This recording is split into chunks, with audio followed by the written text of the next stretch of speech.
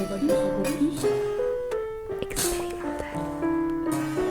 va faire une radio expérimentationnelle. Expérience. Radio expérimentale.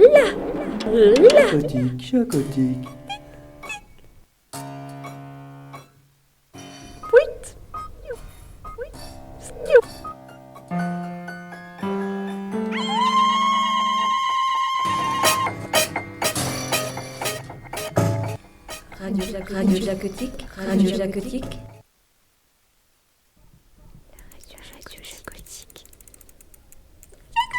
Radio Jacotique. Radio Jacotique. Radio Campus. École d'or. Tis. Radio Campus. Radio Campus. Radio Campus. Campus Radio.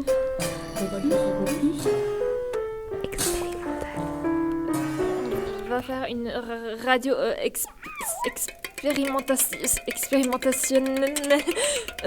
Expérience. Radio expérimentale.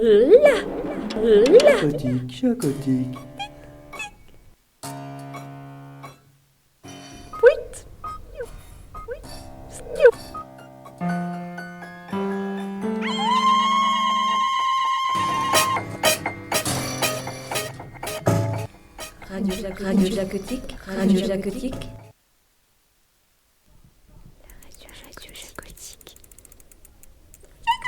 Radio Jacotique. Radio Jacotique. Radio Campus. École d'or. Tis.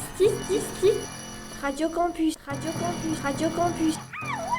Campus Radio.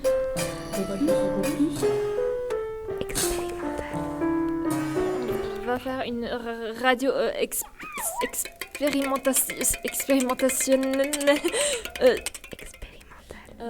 Expérience. Radio expérimentale.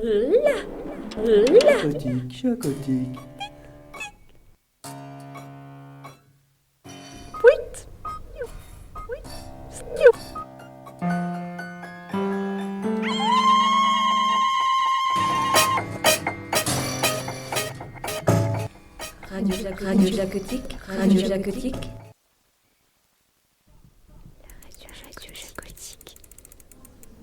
Bonjour et bienvenue sur les ondes de Radio Campus Besançon pour une nouvelle session jacotique.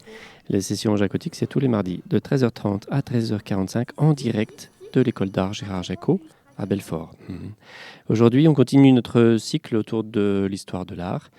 On a essayé de faire fort avec ce cycle en se permettant d'inviter des artistes de renom que vous allez pouvoir voir, ou je dirais plutôt entendre, à la cantine d'art contemporain. C'est notre lieu d'exposition ici à l'école d'art de Belfort.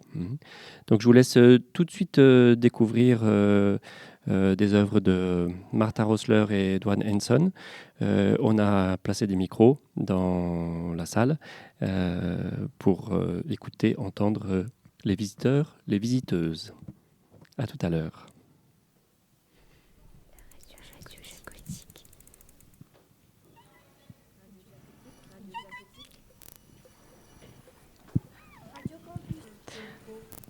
J'avais hâte de voir cette expo.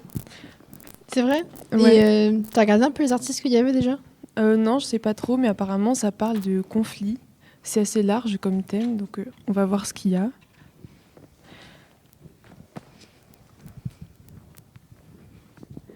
Ah, ça fait super peur.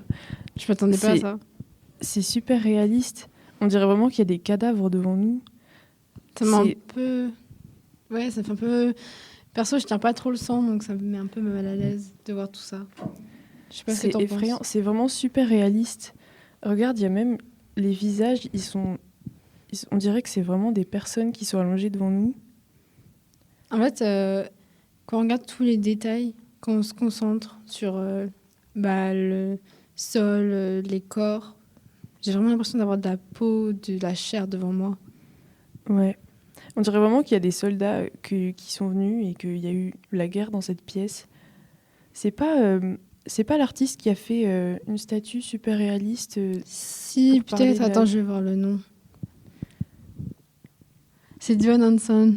Ah, Duane Hanson. Ben, je reconnais. Oui, il avait fait. Ah, mais oui, il a fait Supermarket Lady. Ah, mais oui, c'est ça. Et le tien, enfin. Celui-là, celui qui est juste au-dessus. La série de 3 photos, tu sais de qui c'est? C'est de Martha Rosler et le titre c'est Bringing the War Home. Ah, ça fait un peu. En fait, c'est un peu lié à Duane Hanson parce que comme il critique la consommation et la société en général des États-Unis dans ses travaux, c'est un peu un rapport parce que regarde sur celle-là, c'est un collage, on dirait.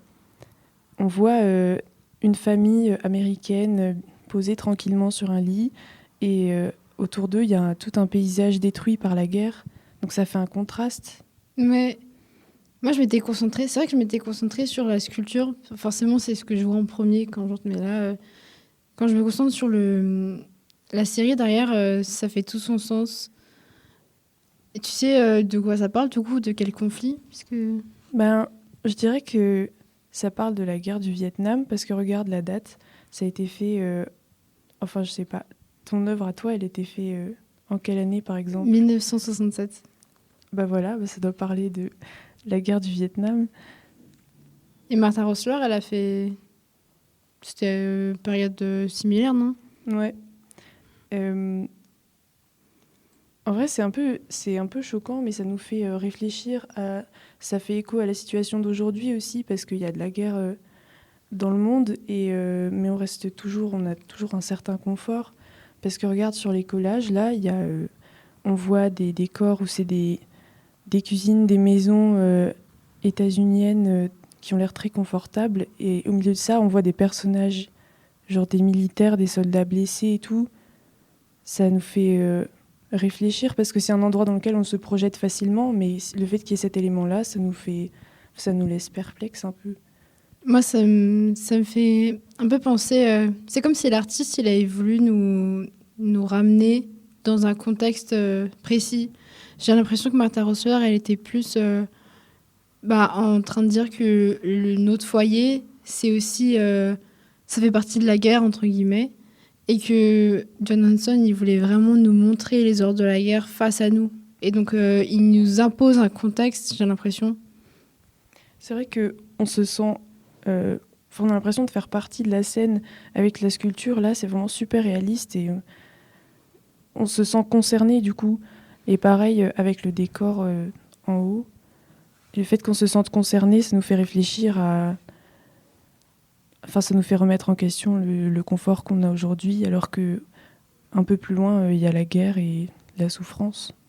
J'ai l'impression de voir des vrais soldats. C'est comme si moi-même j'étais au front et que je voyais, je sais pas, mes camarades ou d'autres personnes au sol, ensemble. Ça fait bizarre, surtout que c'est des sculptures qui ont sûrement un modèle ou un moulage et ça fait bizarre de voir des visages humains aussi ressemblants et pas une photo. C'est vraiment des corps qui sont presque faits biologiquement et c'est vraiment bizarre de voir ça alors que toi-même tu vis dans un confort de vie normal et il y a des gens qui meurent comme ça. Ouais, c'est vrai que ça nous met dans un certain... on n'est pas du tout confortable face à ces œuvres-là. Et est-ce que tu t'attendais à voir cette sculpture-là en rentrant dans la salle ou pas? En vrai, je me suis dit que conflit, ça parlerait forcément de guerre, mais je m'attendais pas à ce que ce soit aussi choquant et qu'on ait autant l'impression d'y être, quoi. Je pensais que ce serait des photographies ou des peintures, mais pas des sculptures aussi réalistes ou une série qui met en scène justement des moments de guerre. C'est vrai que c'est super immersif comme exposition. Des deux côtés, j'ai l'impression qu'il y a quelque chose d'assez désespéré. D'un côté, on a des gens morts et de l'autre, on a un contexte... dans un contexte plutôt positif. Donc le foyer de maison, on retrouve des gens presque morts ou des gens qui font la guerre. Et ouais, c'est... C'est presque ironique comme situation, les collages, parce que les gens ont l'air du coup hypocrites un peu, parce que les États-Unis, ils étaient concernés par le conflit, enfin la guerre au Vietnam, mais il me semble que ces images-là, elles ont été tirées, les images de guerre, elles ont été tirées d'un magazine qui parlait des nouvelles, et les images de salon et tout, c'était tiré d'un magazine que les Américains lisaient au quotidien. Du coup, ça montre qu'il y a différentes lectures, et là, elles mélangent tout, et ça montre que d'un côté, il y a ceux qui ignorent le conflit et qui font comme si de rien n'était, alors que de l'autre, il y a les nouvelles et ceux qui donnent les informations. Parce que le Vietnam, enfin la guerre du Vietnam, c'était quelque chose de très médiatisé. Donc, je pense que c'est pour ça que peut-être qu'il y a un lien avec l'intérieur, les salons aux États-Unis, parce que c'était là, ça passait par la télé surtout, les nouvelles. Du coup. Mais tu sais qu'en plus, ça me rappelle, vu qu'on en parle, Dwayne Johnson, lui, plus tard, en tout cas pour la sculpture Supermarket Lady, c'est plus sur le consumérisme et le capitalisme américain. Donc c'est assez ressemblant dans l'idée qu'on a un foyer, en tout cas sur les séries, qui est plutôt aux États-Unis, et un mélange avec la guerre au Vietnam, et pareil pour Dwayne Johnson. Donc voilà. Ouais.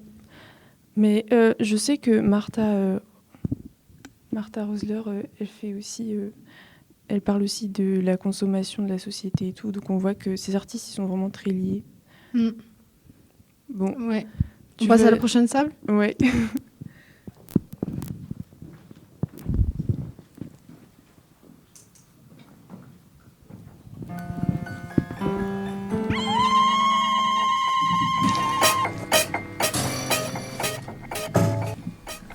Radio Jacotique. Radio Jacotique.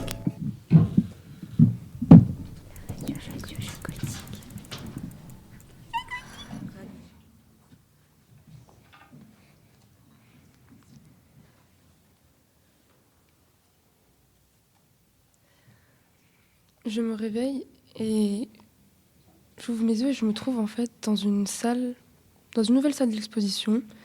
Les murs sont blancs et j'ai l'impression qu'il fait encore nuit. Je me trouve au milieu de la pièce, sur un socle marron, lui-même qui comporte un socle beige. Je suis une sculpture. Mais attendez, il y a 2 autres tableaux dans cette pièce. Qui êtes-vous ? Écoute, moi je m'appelle Adèle et enfin tu me vois que si tu regardes bien la peinture parce que bon, je me perds dans ma robe dorée, sur un fauteuil doré, devant un mur doré. Ah. Moi, je suis David Downson et c'est Lucienne Freud qui m'a peint. Et tu peux pas ne pas me voir. Enfin, ma peinture est immense et je suis nue dessus et je peux rien cacher, quoi. C'est vrai, mais vous êtes des personnes réelles, vous étiez des modèles. Moi, j'étais son assistant pendant la moitié de sa vie. Effectivement, moi j'ai été peinte par Klimt plusieurs fois dans ma vie. Mais sur ce tableau, j'ai posé pour lui entre 1903 et 1904 pour des esquisses préparatoires. Puis il m'a peinte à la demande de mon mari. Oh, du coup, vous aviez existé. Moi, je suis qu'une masse de bronze, de chair, qui essaye de ressembler à un corps. Et puis, j'ai une main exorbitante qui me fait pencher en avant. J'ai l'impression de ne pas être à ma place dans cette exposition. Vous êtes 2 tableaux parfaitement réalisés. Ouais, enfin, je sais pas, moi, on m'a accroché sur un mur avec des clous et ça me fait un peu chier, genre. Enfin, si on me regarde pas, on me voit pas, alors que toi, t'as un socle, t'es en plein milieu de la pièce, t'as la lumière qui est au-dessus de toi et tu diriges toute l'exposition. Enfin, quand les gens marchent, ils marchent autour de toi, ils sont obligés de te contourner, alors que moi, si on tourne pas la tête, on me voit pas. Puis, en plus, je sais que le tableau le nom du tableau explique que c'est un portrait de moi, mais on voit presque pas sur le tableau. Ce qu'il faut voir sur ce tableau, c'est comment mon mari voulait qu'on me voie, avec des bijoux, des robes extravagantes, comment il me traitait. Et toi, moi, je me noie dans le métal, et toi, tu incarnes le métal. Tu as une vraie présence dans cette salle. C'est vrai que dit comme ça me remonte tout de suite le moral. Et puis j'ai l'impression que, surtout toi, tu es un mélange en fait entre moi et David. car tu es un mélange de métal et de peinture. Et au final, on se plaît tous pas dans notre rôle d'œuvre. Donc je comprends maintenant pourquoi on a été exposés tous les trois dans cette salle d'exposition. Et puis c'est vrai que toi, on voit plus l'or autour plutôt que ta personne. Et puis Au moins, toi, tu peux te cacher. Oui, enfin, je me cache tellement que, enfin, tous ces artifices, toute cette feuille d'or, tout cet argent, ça, et surtout, enfin, et surtout ce collier. Enfin, c'est un collier que mon mari m'a offert, enfin, simplement pour montrer que, en fait, je n'étais qu'une extension de sa personne. oui, alors qu'au final, je suis une œuvre à part entière. Je fais partie de 8 autres statuettes que Rebecca Warren, si j'ai bien compris, d'après les guides, mon artiste est Rebecca Warren, et puis elle s'est inspirée de plein d'autres artistes comme Giacometti. Et au final, on se suffit à nous-mêmes, on se ressemble, on ressemble pas forcément à quelque chose qui existe, on est exagéré. Et puis, c'est vrai qu'il ne faut pas que je me compare à d'autres œuvres. Exactement. Et je pense que c'est pour ça que c'est important qu'on soit exposés ensemble, qu'il n'y a pas de hiérarchie entre nous, qu'on soit, quels que soient nos complexes, quelles que soient les choses qu'on essaye à cacher ou au contraire à montrer, je pense que, on a toutes et tous une valeur égale aux yeux du public. Tu as tout à fait raison. Et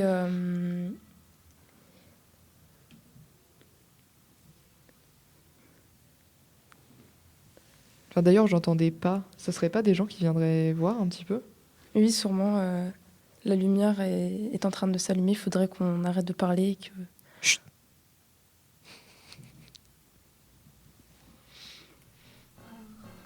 Tis, tis, tis, tis.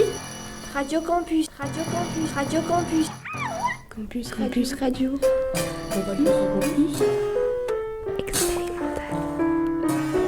On va faire une radio expérimentation. Eh bien, merci. On était donc dans les salles de la cantine d'art contemporain, lieu d'exposition de l'école d'art Gérard Jacob en direct à Belfort. Salle où on a posé nos micros à l'écoute des visiteurs et à l'écoute des œuvres elles-mêmes. Merci à vous toutes pour cette expérience radiophonique. On vous donne rendez-vous tous les mardis de 13h30 à 13h45 pour un quart d'heure de radio expérimentale. Faites avec la bouche, avec les mains, pour les oreilles. Bonne semaine à vous et à la semaine prochaine. Radio Jacotique, Radio Jacotique. Radio Campus. École d'or. Tis, tis, tis, tis. Radio Campus, Radio Campus, Radio Campus. Campus Radio.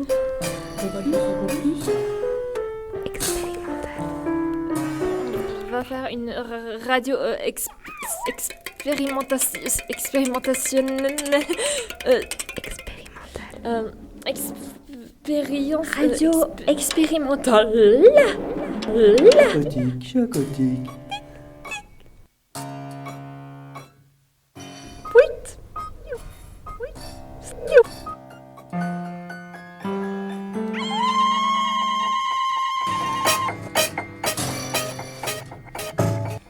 Radio Jacotique, Radio Jacotique.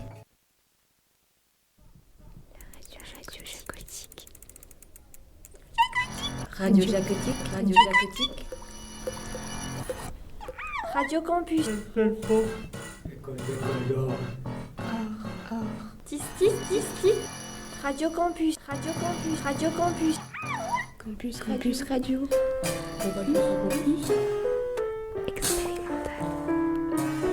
On va faire une radio expérimentationnelle. Expérience. Radio expérimentale. Chacotique.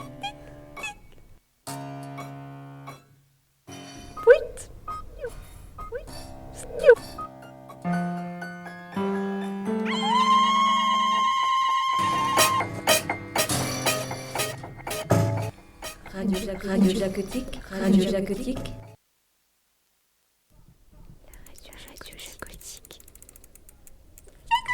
Radio Jacotique. Radio Jacotique. Radio Campus.